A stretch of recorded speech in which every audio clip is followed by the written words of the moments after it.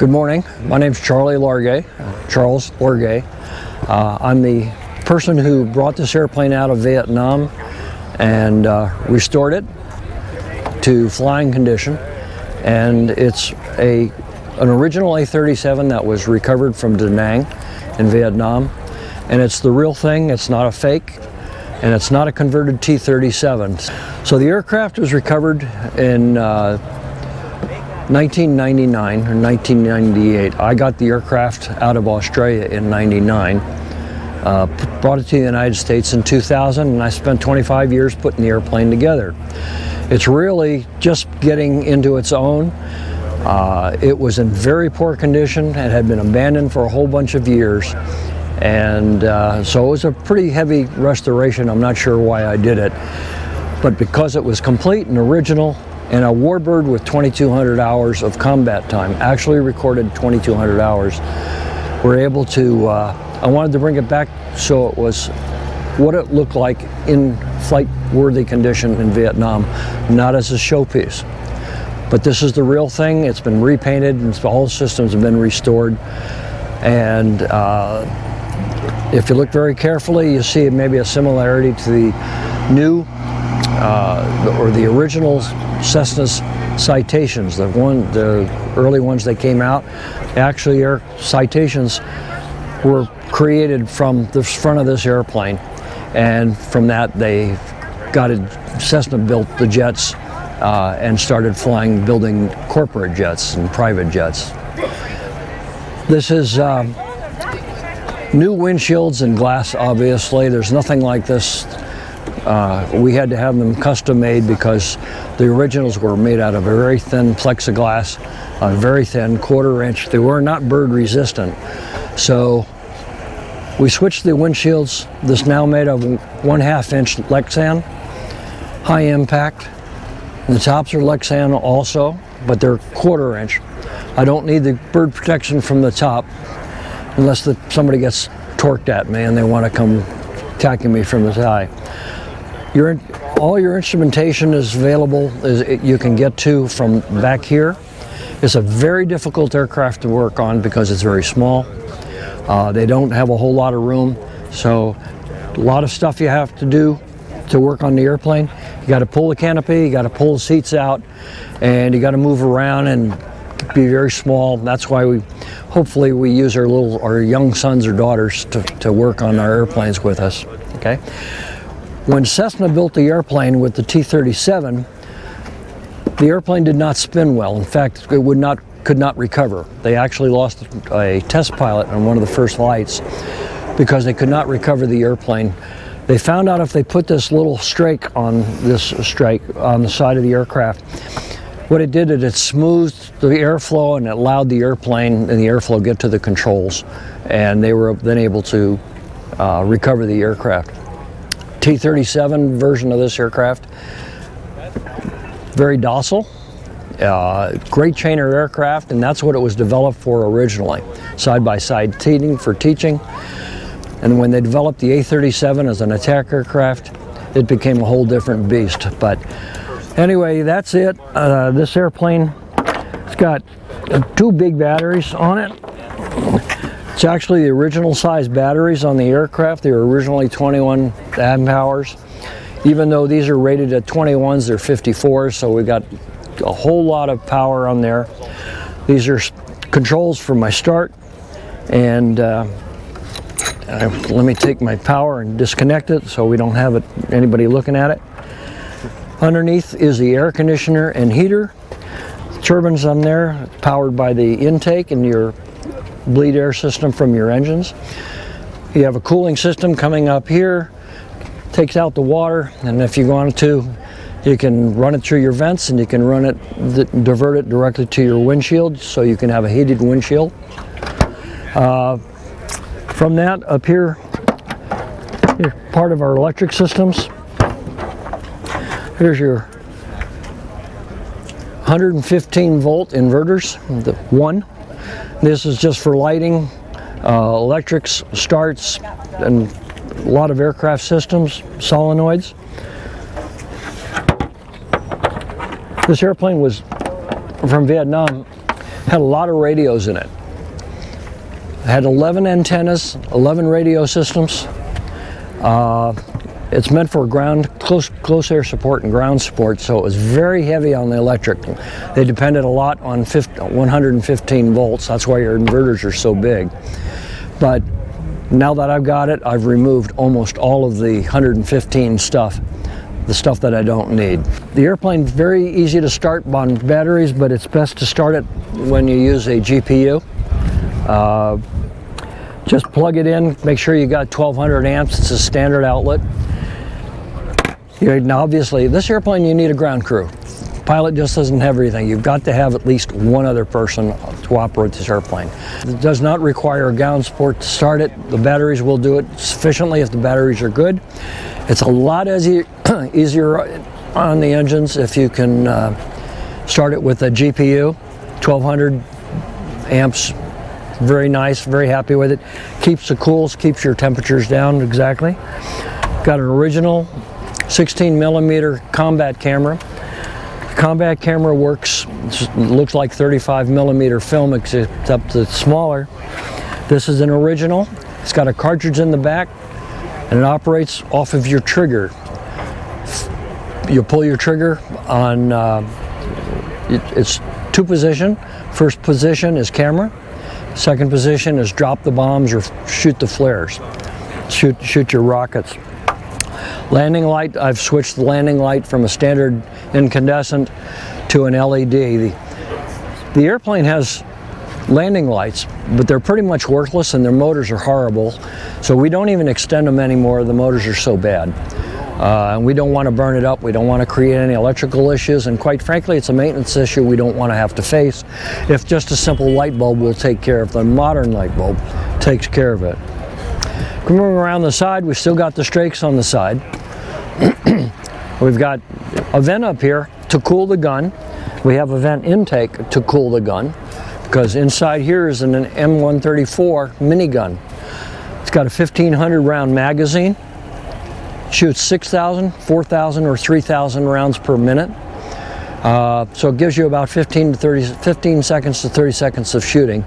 And it's incredibly accurate. I mean, it's absolutely dead on. Let me put it this way. Once the gun has been zeroed in, and you know how long you want to be shooting. Say I want to shoot it at 1,000 feet or 2,000 feet. You aim the gun for that on the ground, and then you just know where you're going to shoot.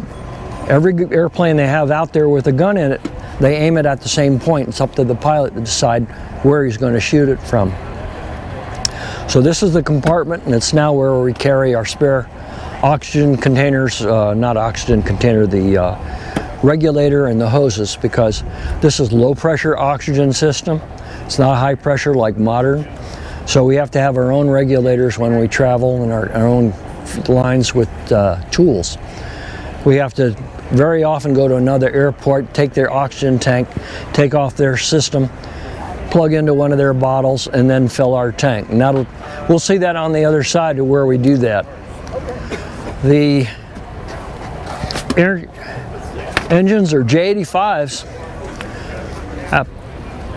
America's first really high-performance jet engine, made by General Electric. And General Electric did a great job with the help of a German engineer who performed the first jet engines of the Luftwaffe. I've actually met the gentleman who speaks perfect English and couldn't wait to come to the United States and go to work for General Electric. True story. This engine's J85. The way we have this airplane's configured from the factory, it's 2,850 pounds per engine. That T-38 on the other side has got 2,600 pounds with afterburner. So I've actually got more horsepower, more thrust on this airplane than the T-38 does on afterburner. So if you recognize what a thrust to weight ratio is, this airplane weighs empty without all this garbage on it, weighs 5,054 pounds. With all this stuff on it, 6,018, and I got 5,800 pounds of thrust. So you can imagine what this thing will do. The acceleration is astounding. It's absolutely frightening. It's just under 2 G's takeoff. Okay, it's not anything beyond that, but if you watch your G, if you zero out and you watch your G meter, it'll actually move on you. Okay, it's fun. Takeoff run on this aircraft, light, not full. When it's light, takeoff run is under 1,000 feet. You'll get there in about 6 seconds. You got power steering on the aircraft for the ground control, work off your rudders. It's either on or off, you'll know it, because if you press the button and nothing happens, it means you don't have it on. You turn the power steering off on a takeoff at 65 knots indicated, and you start to pull. You're not at flying speed, but you start to pull because your rate of acceleration is so quick, you're going to get up to 100 knots almost in the blink of an eye. Guys who've flown this airplane can tell you exactly that's what it does when it's light. You rotate the aircraft, you lift off, and you immediately get your handle up. Once you get your positive rate of rotation of lift, get yourself accelerated, climb out, probably bring up to about 30 to 40 degrees, because unless you pull your power back, because your airspeed speed limitation on your landing gear is 175 knots, and you'll reach that in less than 2 seconds. You have to get the gear up very quickly, or else you'll tear your gear doors off. That's why we climb out. If people think you're actually showing off or whatever, you're not. It's in the book. It's telling you, watch out, you can tear this gear off very quickly. Just like an F-104. You got certain limitations and you got to fly them, all right? So airplane takes off and you can accelerate. We normally fly in a normal pullback climb at around 4,000 to 5,000 feet a minute and just go to altitude depending on what we've been cleared to. If we try IFR, we try to do specific times for takeoff so we can get a time of start and time of departure, and we actually work with them for a expedited climb to 250. Once the power's up and brake release, we're there in about 2.5 minutes. The max climb rate with this aircraft is just a little over 12,000 feet a minute. Okay, we don't do that. It's a way to suck way too much gas too quickly, because on your takeoff, if you push them all the way forward, each one of your gauges is showing 4,000 pounds an hour. Okay, and that's way more than you want to hold. We only hold 5,400 pounds of fuel in the aircraft in this respect. So you can go through 5,400 pounds of fuel in this little aircraft like that if you want to play. Air-to-air combat, which we've done, is it's exciting, but it's also extremely expensive. Okay, the way it's set up right now, the airplane clean, as I said, weighs 5,000 pounds. We start putting the fuel tanks on it.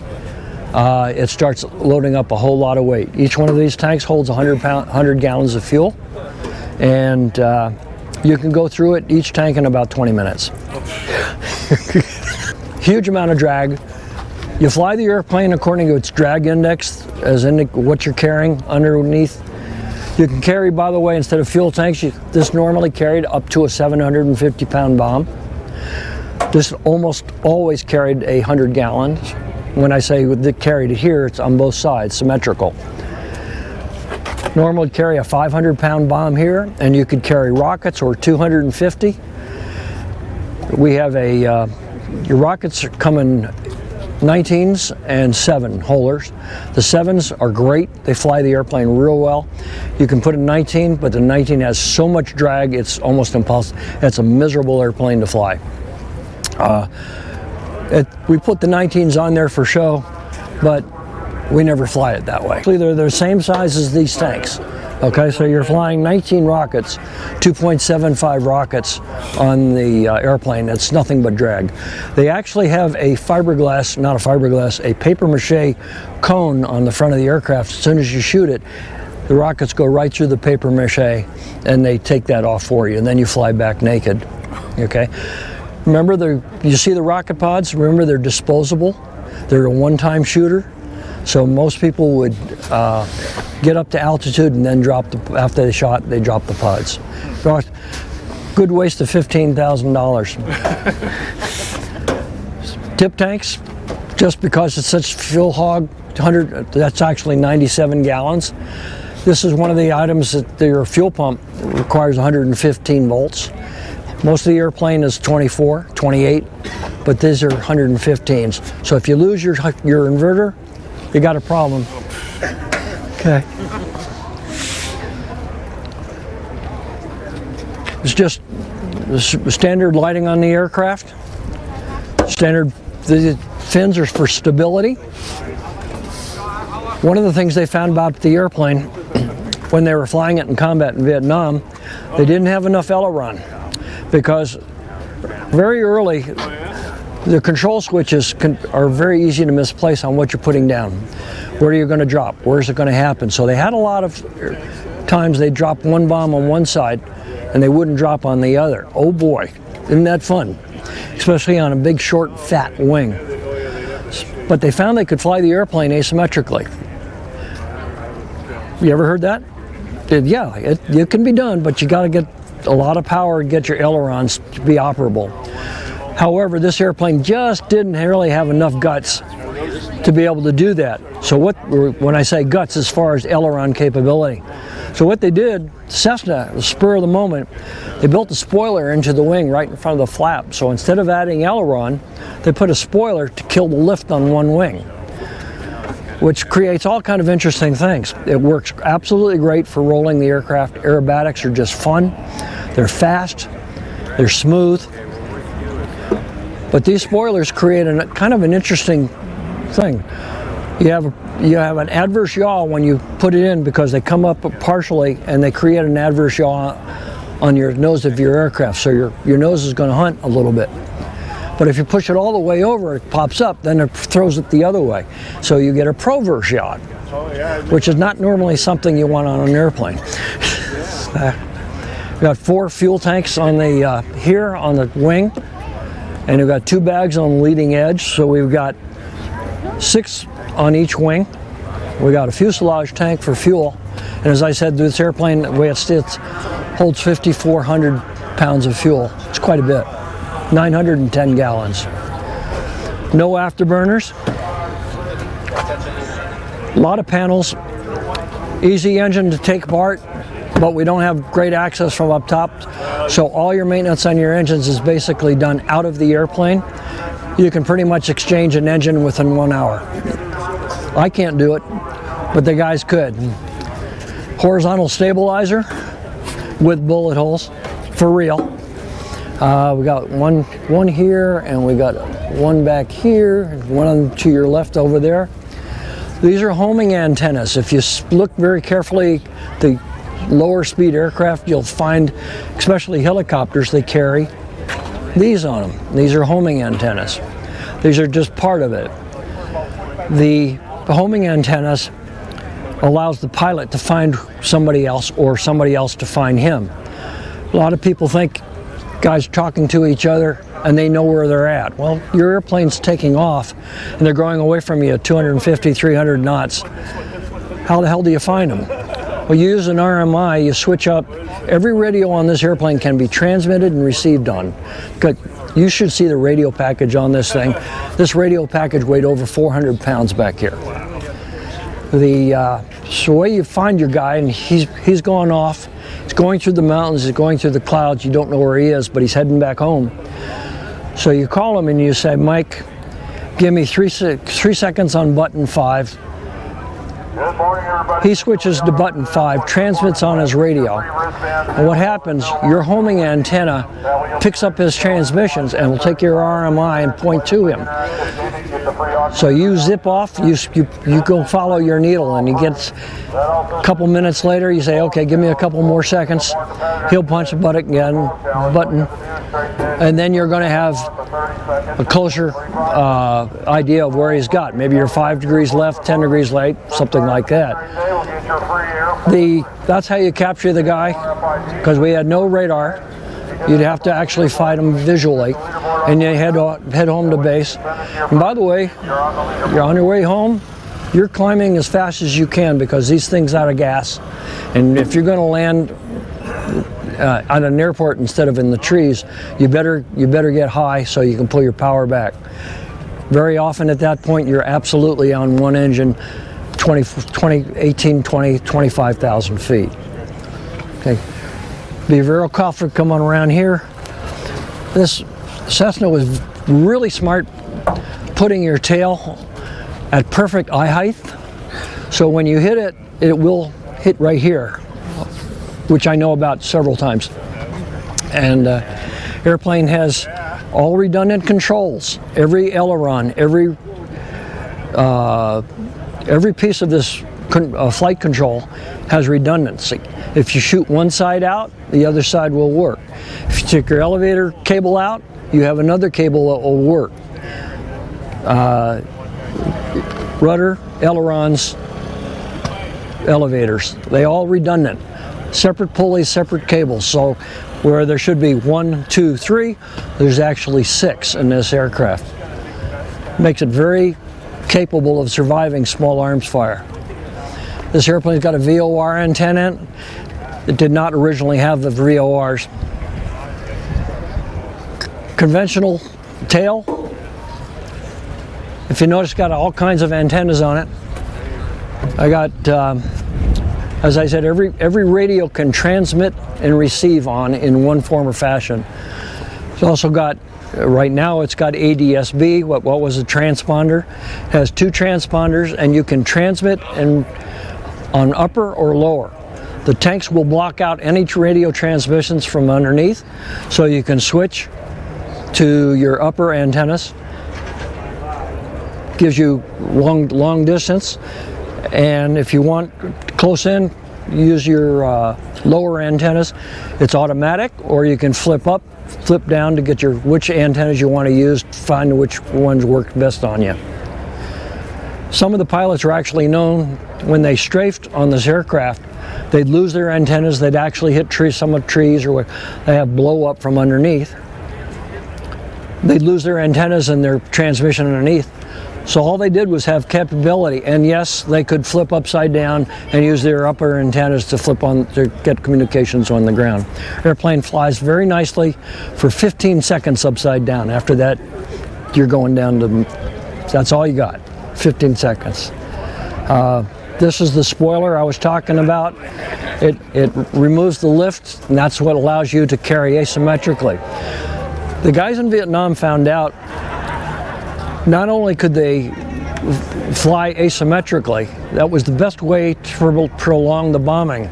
They didn't have to go in and shoot and scoot. They didn't want to get in there 500 miles an hour and then get the hell out of Dodge. So this airplane stayed on top of the target, just like the A-10 does, and it will drop. Yay, I'm for you. So they would actually drop from the outside one, other side one, inside 2, 3, and so they could stay on top of target quite a bit of time, but not really too long. Most time you would spend on a mission would normally be less than 1 hour. This is a short range aircraft. Normally never went over 150 miles from target. If you went to 200, you were pushing your fuel limit on the backside, so best not to go there. That's pretty much it. It flies wonderfully. It flies hands off. It's very pitch sensitive, and when I say pitch sensitive, you just touch it and it moves. If you yank back on it, it screams up. But you have to be very careful. It also has the fastest G onset of any aircraft out there. T-37, but especially the A-37. This airplane will go from 0 to 6 Gs instantly. And if you're not ready for it, you're out of bounds. You're just unconscious. It'll give you a G-lock just like that.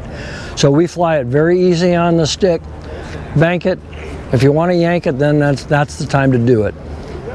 Got ejection seats, and at this point we'd go through our starting sequence and figuring out where the setting up of your radios. You have a full armament panel here. You got a master electric system. That's either master on or off. That tells you your panel is live. That's the last thing you turn on and off. these are stations on your left wing, stations on your right wing. This is off or on 1, 2, 3, 4. And here we have on the left side, station 1, 2, 3, 4. Any one of those switches on the on position will be live once I turn that on. Okay, I have drop fire. Am I going to drop it or am I going to fire? You can do it manually. These are your rockets normally.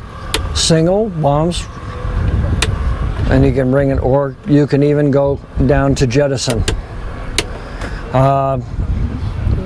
What else have we got here? Okay, if an emergency situation down here, if something goes down, we have a little yellow flag around this button, and this overrides the electrical system of your armament panel and will automatically drop everything on the wings. It's just an emergency. You never use it unless you're really in trouble. Armament system's back to normal, and you can bomb arm here, or you can. The other switches is for your nose and your tails and your camera. We won't go through that. This is the gun counter.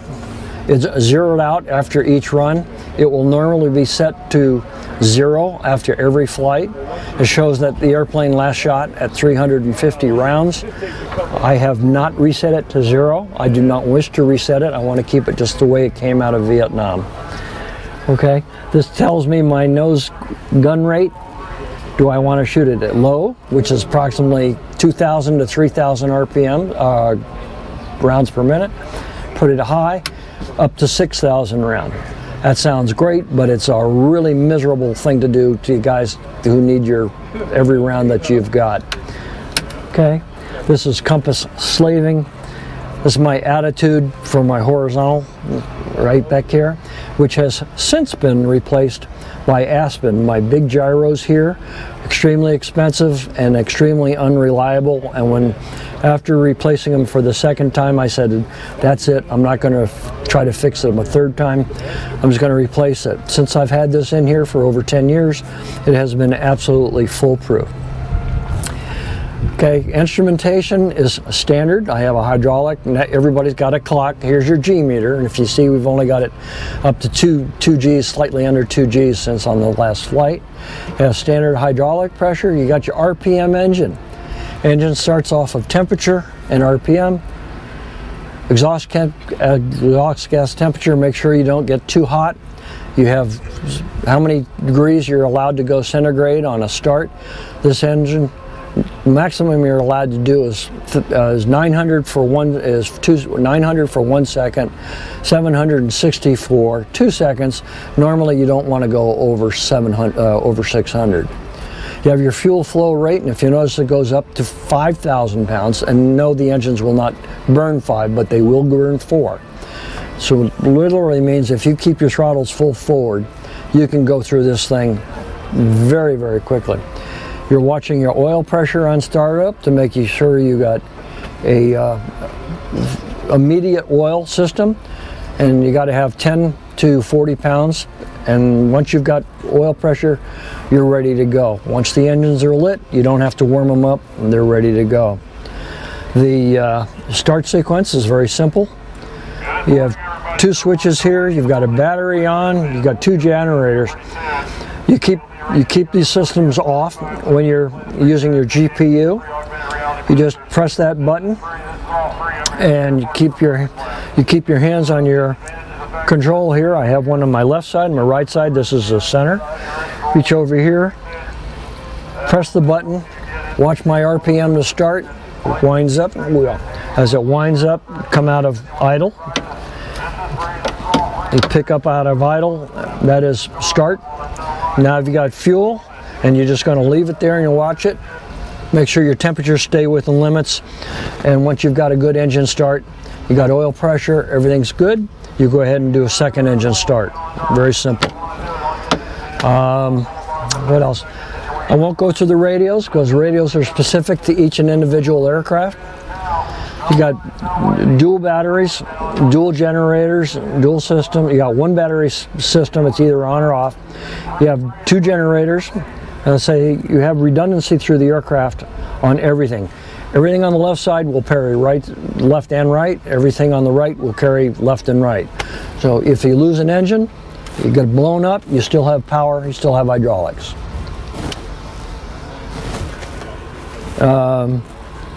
Yaw damper, we have one, but we don't use it. Nose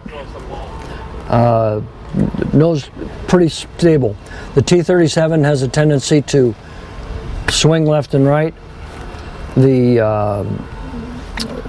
A-37 with the tip tanks has a tendency to stabilize the aircraft, so we don't worry about it. It's got 2 inverters. We've got main inverter and spare because we don't need near the power we did originally. We just use the spare. We have FOD screens on the engines we showed earlier. You have we normally keep it on auto, but we can either put them on the up position or the down position if we want that. That is absolutely mandatory when you're taxiing because you can't afford to get any garbage coming in through your engines. We use FOD screens all the time. We have rotating beacons, we have uppers and lowers, we have our warning lights and our systems lights of the aircraft. We can put them on bright or we can put them on dim. We have navigation supply. We want our navigation on bright or do we want them on dim? And do we want to have them on flash or do we want to have them on steady? They will flash for you or they will be steady on. This was originally a UHF radio. Is now a VHF radio, but it operates exactly the same. They look the same. Load generators. We have load and load, left engine, right engine, showing the load on the batteries. How much amps are on your systems, and we want to be looking at 29.5 amps on the 29.5 volts. Okay. Fuel quantity is a totalizer. F means fuselage. L means or T is totalizer. So right now we're looking at about 1,650 pounds. And how much is in the left wing and the right wing? They are not accurately reading because the power is off and they do not operate well without this operates specifically on 115 volts. Now, interestingly enough, coming back a little bit, see your 2 VORs. The VORs are not 28 volts.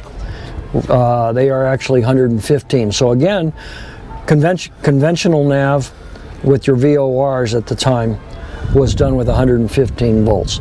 They're very good, they're very reliable, but what it does is it takes your VOR system off of your Aspen, so it's really not the best system for this aircraft. We have full annunciators over here. All systems are green or yellow if everything's operating correctly. You have 2 generators. You have a left gen, right gen.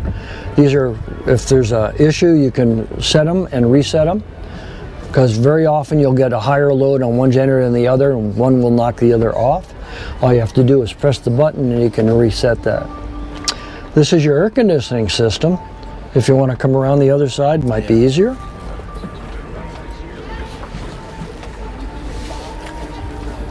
Okay.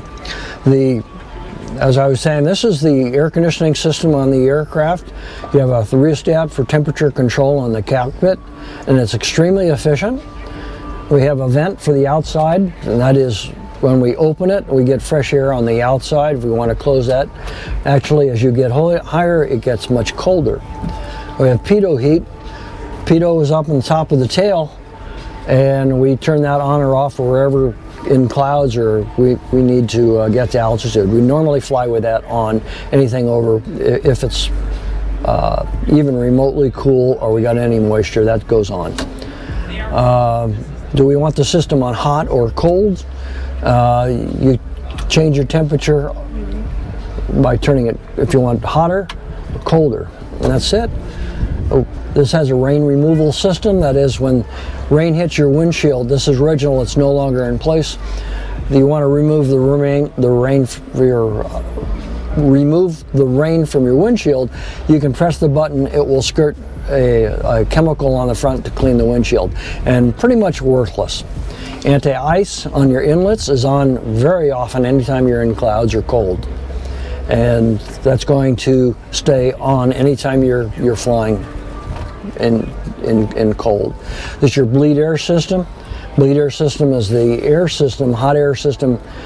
It's under pressure, and it's going to feed your air conditioner and your heater, your vents going to help clean your windshield, and that's it.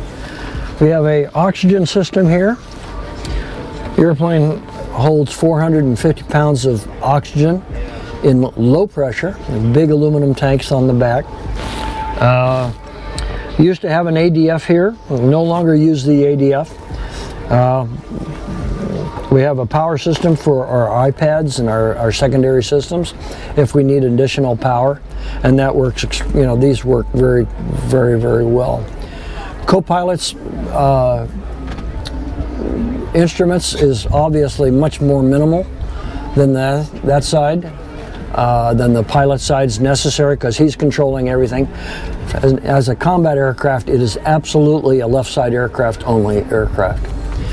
This is your 115 volt system.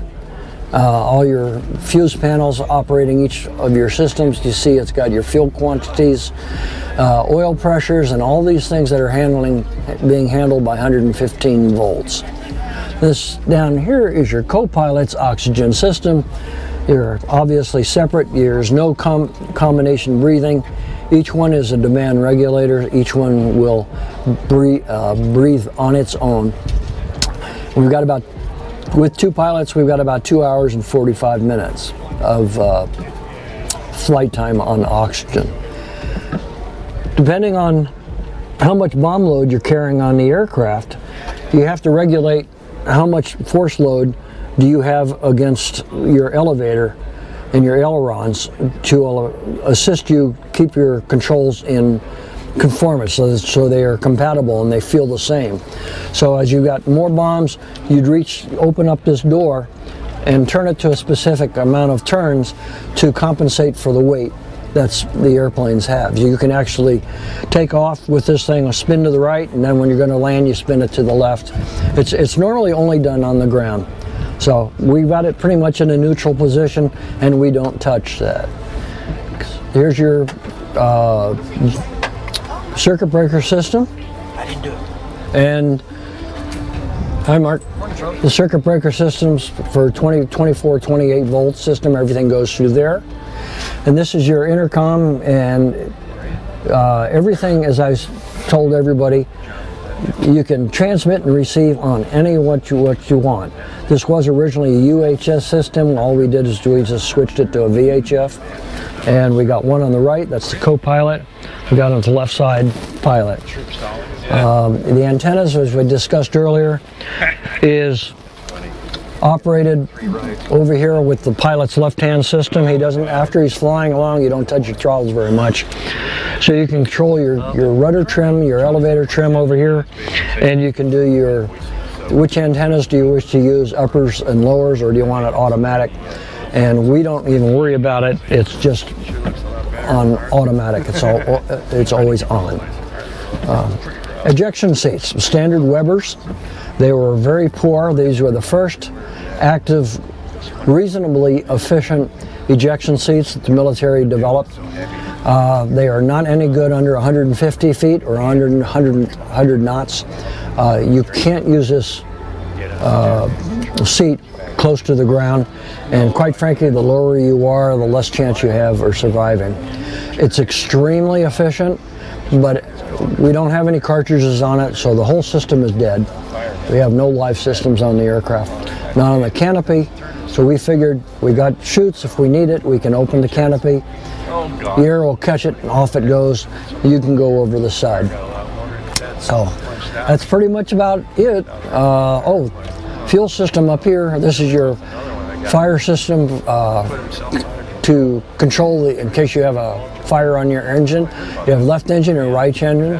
You check them beforehand, make sure that everything is active and all your probes are active. And if you have a problem, you pull that off. It automatically shuts the fuel off and isolates the fuel from that engine on that side. So, aircraft's got emergency lighting systems like all aircraft do. Conventional World War II, you'll see things. They got red light or white light, and they just rotate and rheostat the amount of brightness you want. And as I said, everything's redundant. Not much to say. The controls for your rudders, if you notice, we have a little handle here, so they will go straight. So each rudder system, you isolate or you adjust to the pilot there. I like mine at this position. If I want to push it down here, I can bring it closer, or I can push it down. Same thing there. Locks on the sticks. This control the ailerons and the elevators and the rudder, make sure they can't be moved. We always keep that active and on when we're parked. So that's pretty much it. Conventional whiskey compass with a light on or ice. Oh, and we got a gun sight. I forgot about the gun sight. If you want to go around the other side, we'll catch the gun sight. Hi, Mark. Okay. I have a conventional reflective gun sight. Your reticle is down here, that is your gun sight, and it reflects through the mirror, comes up here and it reflects, and when you're facing it, your little target will be here, and it's up to you to decide where you're going to deflect your gun sight and what angle. You learn very quickly on the aircraft at what speed you want to deliver what type of munition. You deliver 750 different airspeed as a 500 or as a rocket. So you want to be at different airspeeds, different angles. A 750 would be shallower approach, say 15 to 20 degrees maximum, and a 500 you could probably go up to 30 or 35. Rockets, extended range, push them out further because they leave the aircraft, and you can shoot a rocket pretty accurate right up to about 3,000, 4,000 feet, 5,000 feet. So beyond that, you're just spreading stuff and ordnance on the ground. So that's pretty much it. It's a very safe airplane to fly, easy to fly on one engine. It's a non-emergency event with this aircraft. It's actually SOP to fly the aircraft on one, and all it takes is you to have 180 knots to get the second engine started. So don't get too slow. If you get too slow on the aircraft, you can get a compressor stall, what they call a rollback. The airplane's engine's still running, but it's not actually allowing you to manually adjust the throttle. So you got to keep it above a certain speed, else the engines will not be happy. So that's pretty much it. We close the canopy, we lock it up, we're non-pressurized. That's why you're sucking on a mask and an oxygen mask all the time. But it's actually extremely comfortable airplane to fly, and it's very safe. Actually, I think it's the safest aircraft I've ever flown.